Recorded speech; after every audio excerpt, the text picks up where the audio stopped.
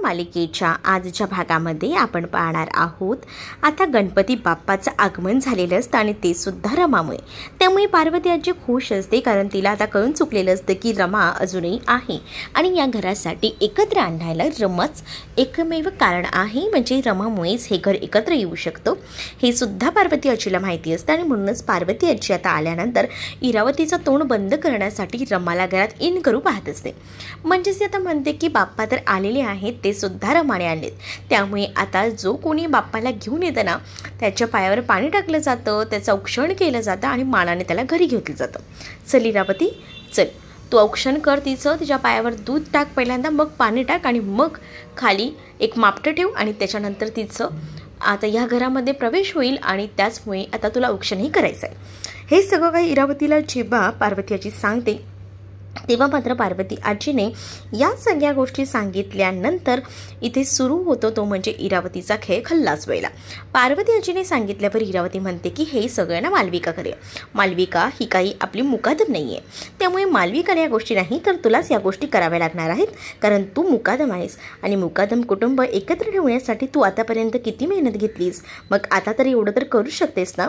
असं बोलूनच आता तिची बोलती जी काही आहे ती आता बंदच केलेली असते आणि त्यामुळे आता तिच्याकडे पर्याय उरलेला नसतो।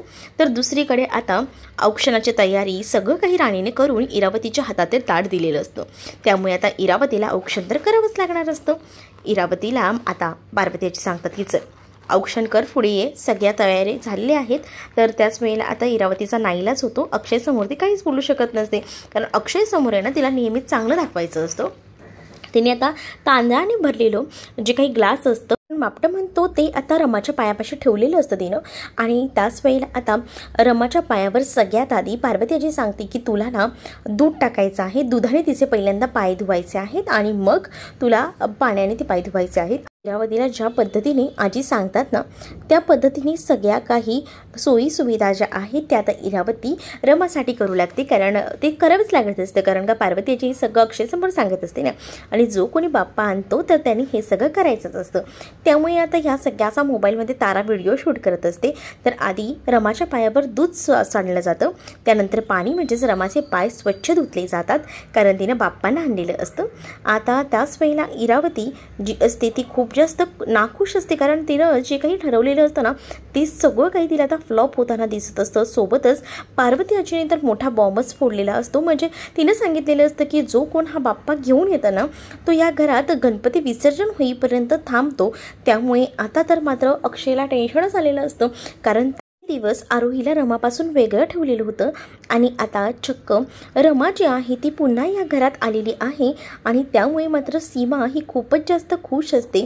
तर इकडे मात्र आता इरावती तिचं औक्षण करते, तर त्याच वेळेला आता सगळ्या गोष्टी ज्या आहेत त्या समजावून सांगायचं काम जे आहे ते इरावतीला पार्वती आजी करू लागते आणि म्हणते की मागेसुद्धा असंच झालं होतं, आम्हाला एकदा गणपती बसवता आला नव्हता, तेव्हा ना तो गणपती ना बाजूच्या रामू काकांनी बसवला होता, पण त्यावेळेला सुद्धा ना त्यांनी तसंच केलं होतं, म्हणजे जोपर्यंत गणपती विसर्जन होत नाही ना तोपर्यंत ते तिथेच थांबले होते, त्यांनी सगळी तयारी केली होती आणि तसंच आजही रमा राहणार आहे, म्हणजे रमा गणपती विसर्जन होईपर्यंत इथेच थांबेल। हे जेव्हा आता पार्वती आजी म्हणते तेव्हा मात्र खूपच जास्त आनंद जो काही आहे ना तो आरोहीला झालेला असतो, कारण या सगळ्यामुळे ना आरोहीला माहिती असतं की आपल्याला आपल्या आईसोबत जास्तीत जास्त वेळ घालवता येईल आणि तेच तर आरोहीला हवं असतं। तर इकडं मात्र आता इरावतीला जेव्हा हे सगळं काही आजी बोलते मात्र तेव्हा मात्र आता इरावती या सगळ्याला नकार देत असते आणि म्हणते की नाही या सगळ्याची खरंच गरज नाही आहे, कशाला हे सगळं। पण आजी म्हणतात नाही, मी जे बोलले ते होणारच, म्हणजे माझा निर्णय तर पक्का झालेला आहे आणि मी फक्त तुला ते सांगते, कारण आपल्या घराची पद्धत आहे तशी। तर दुसरीकडे आता गणपती बाप्पाचं आगमन होणार असतं, जी आरोही असते तिने अक्षयला सुद्धा रमासोबत बाहेर उभं केलेलं असतं आणि जोरात गणपती बाप्पा मोरया, मंगलमूर्ती मोरया अशा घोषणा ज्या आहेत त्या आता होत असतात आणि त्याच वेळेला रमा पुढे पाऊल टाकणार तेच रमाच्या पायाकडनं ते मापटंसुद्धा खाली पडतं आणि म्हणजेच रमाचा आता अगदीच मुकादमांच्या घरात पुन्हा एकदा गृहप्रवेश होतो ना, त्या टाईपमध्ये हा गृहप्रवेश झालेला असतो. आणि जेव्हा रमाच्या हातून ते मापटं पडतं तेव्हा मात्र रमा पार्वती आजीकडे त्याचसोबत समोर असलेल्या अक्षयकडे पाहते, कारण तिच्यासाठी सुद्धा हे सगळं काही एकदम धक्कादायक असतं. कारण तिनं आता पुन्हा एकदा या घरात गृहप्रवेश केल्यासारखंच ह्या सगळ्या गोष्टी ज्या आहेत त्या होत असतात. त्यामुळे अक्षयही आता रमाकडे पाहत असतो आणि तो रमामध्ये हरवून जातो. तर दुसरीकडे मात्र रमा आणि त्याचसोबत इकडे आता आरोही आणि अक्षयचा गृहप्रवेश झालेला असतो. गणपती बाप्पासुद्धा घरात आगमन झालेली असतात. त्यांचं विराजमानसुद्धा व्हायचं ठरत असतं.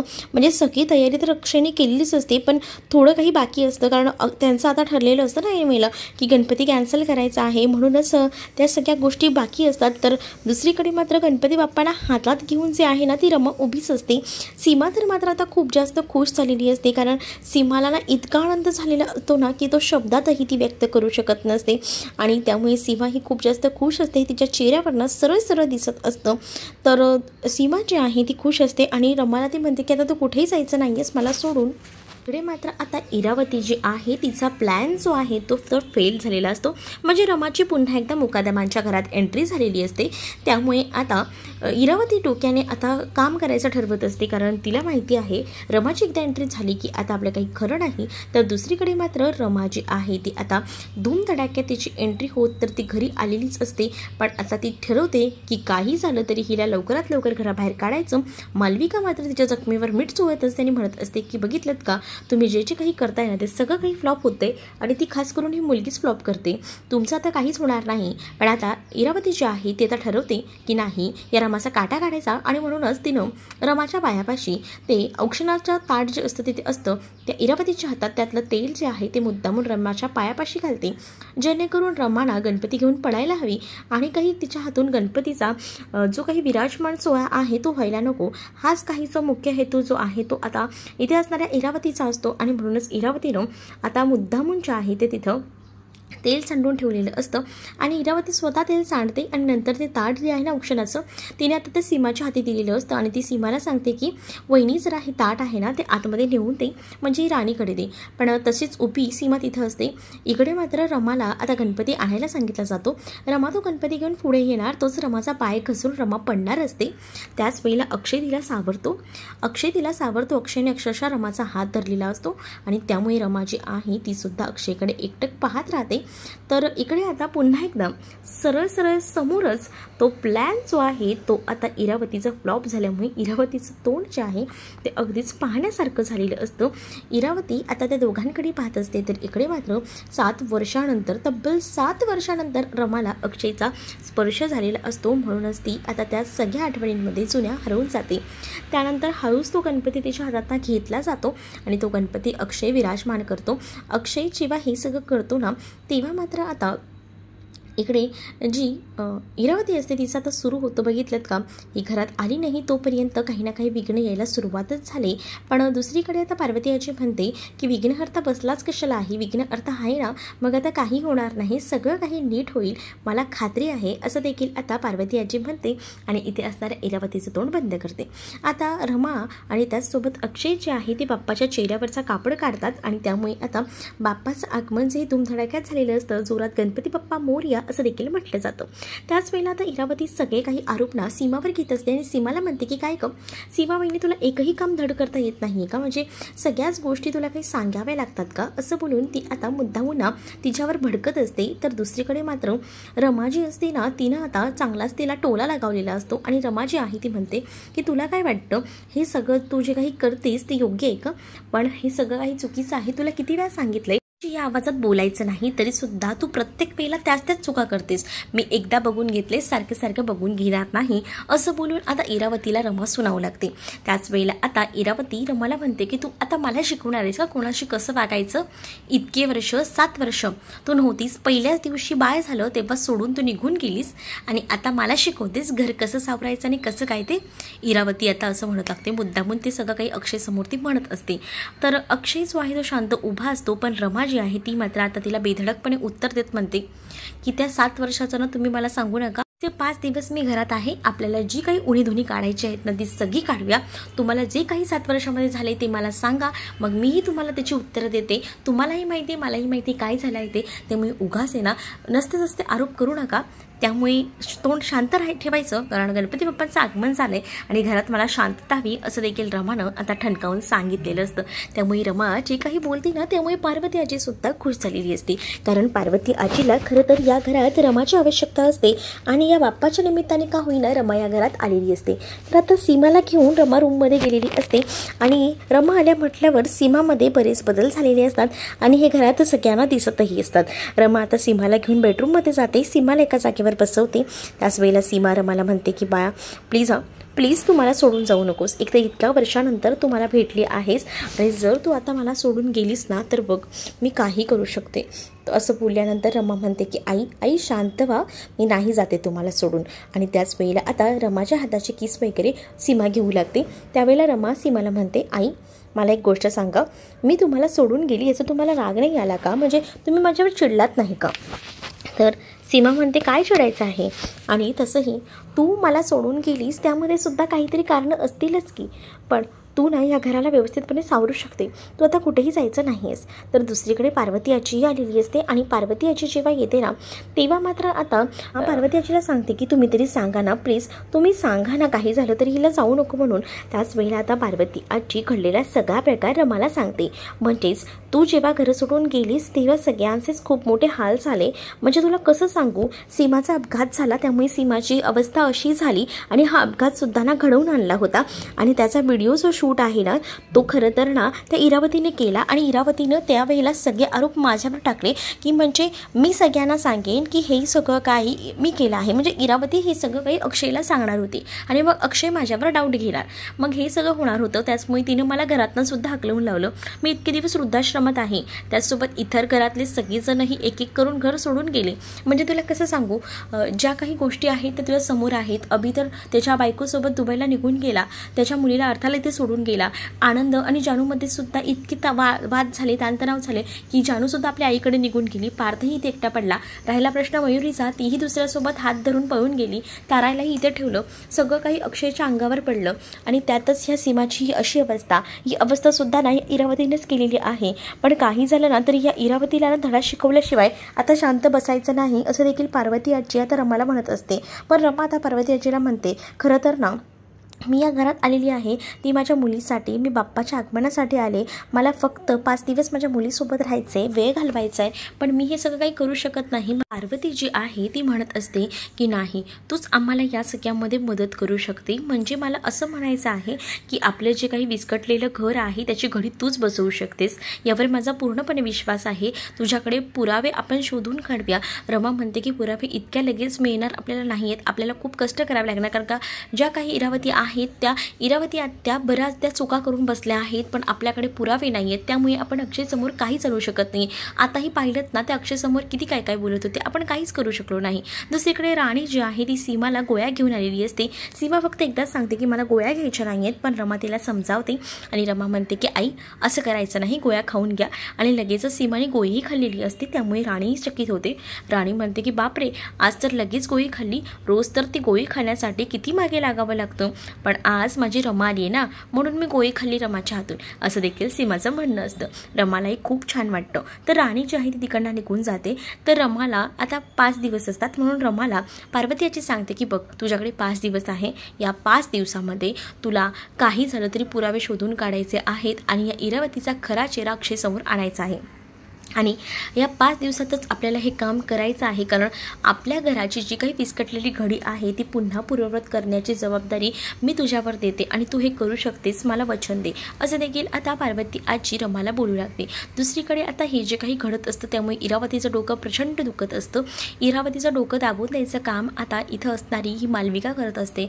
मालविका म्हणत असते की ज्या काही गोष्टी तुम्ही ठरवल्या होत्या त्या सगळ्या काही फ्लॉप झाल्यात आणि तुमच्या डोळ्यासमोर दिसत आहेत, मग आता काय करायचं ठरवलं आहे. तर इरावती म्हणत असते की मी ना आता बरोबर काही तो हिशोब करेन, अक्षयच तिला या घरातून बाहेर काढेल, असंच काहीसं मी करणार आहे. त्याच वेळेला मात्र मालविका म्हणते की आता जे काही कराल ना ते गेम व्यवस्थितपणे करून करा, म्हणजे व्यवस्थित त्याचं नियोजन करा, उलटं सुलटं काही करू नका. देखील मालविका आता इरावतीला सांगू लागते। त्यावर इरावती ही म्हणते की हो, मी आता व्यवस्थित गेम प्लॅन करणार आहे आणि मगच या सगळ्यामध्ये प्रवेश करणार आहे असं देखील आता ठरतं। आणि त्यामुळे आता या सगळ्या गोष्टी ज्या आहेत त्या एकदम फिक्सपणे ठरल्यानंतर पुढे आता बऱ्याच गोष्टी ज्या आहेत त्या ठरत असतात। तेवढ्यातच आता इरावतीच्या समोर तारा आलेली असते आणि ताराला काही पैसे हवे असतात, तिला नेहमीप्रमाणे शॉपिंग करायची असते आणि त्यामुळे इरावती तिला पैसे देते आणि इरावती जे आहे ती ताराला भडकवायचा प्रयत्न करते आणि ताराला म्हणत असते की तारा, आता तर मी तुला पैसे दिले आहेत, तुला सगळं काही दिलंय, पण आता लवकरच तुझं हे सगळं काही बंद होणार आहे। त्याच वेळेला तारा म्हणते की असं का म्हणतेस तू? तर इरावती सांगते की आता तुमची मामी या घरात आली आहे ना, मामीला ना वायफाय खर्च केलेला आवडत नाही, त्यामुळे ना ती तुला पैसे खर्च करू देणार नाही आणि त्याचसोबत मामीला या सगळ्या गोष्टी आवडत नाहीत, म्हणजे इथे खर्च करणं तिथे करणं, तुमच्या ज्या काही या सवयी आहेत त्याही आवडणार नाहीत, त्यामुळे त्या तुम्हाला नीट आणायचा प्रयत्न करणार। मग आता तुम्हीच ठरवा काय ते। पण आता इरावतीनं जे काही ताराला भडकवलेलं असतं त्यामुळे ताराही आता एकदमच हे असते आणि म्हणत असते की ती कोण आहे मला सांगणारी, मी माझ्या मर्जीप्रमाणे वागणार, मला जसं वागायचं आहे ना तसं, तिचं मी ऐकणारही नाही। त्याबरोबर आता इरावतीही खुश होते। इरावतीला हेच तर हवं असतं की या मुलांनी जे आहे ते तारा आणि पार्थने रमासोबत भांडण करायचं आणि मगच तर आपल्याला मुख्य हेतू साध्य करता येईल, हाच तर इरावतीचा हेतू असतो। म्हणून इरावतीनं आता ताराला भडकवलेलं असतं। ताराला ती काही पैसे देते आणि म्हणत असते की तुम्ही जर व्यवस्थित असाल ना तर मी तुमच्यासोबत असेल आणि मी तुला कायमच पैसे पुरवत जाईन, काळजी करू नकोस असं देखील इरावतीनं ताराला सांगितलेलं असतं। त्यामुळे तारा म्हणते की तू काळजीच करू नको इरावती आत्या, काय आहे ना मला ना ती म्हणजे मामी आली ना ती आवडलीच नाही आहे मुळात आणि तिच्या म्हणण्याप्रमाणे मी काही वागणार नाही आहे। तर तारा तिकडनं निघून जाते। तर मालविका आता कौतुक करू लागते इरावतीचं आणि इरावतीला म्हणते की काही डाव खेळला तुम्ही, म्हणजे या मुलांना आता वापरून तुम्ही त्या रमाला चांगलंच अद्दल घडवणार आहे। तर दुसरीकडे मात्र आता रमा जी आहे ती बाप्पाजवळ असते आणि त्याच वेळेला तिथं आरोही जाते आणि आरोही रमाला म्हणत असते की आई तू आलीस ना, आता मला खरंच खूप आनंद झाला आहे, म्हणजे मी शब्दातही व्यक्त करू शकत नाही तो आनंद। तर आर्थासुद्धा समोर असते। आर्थाला पहिल्यांदाच आता रमा भेटत असते।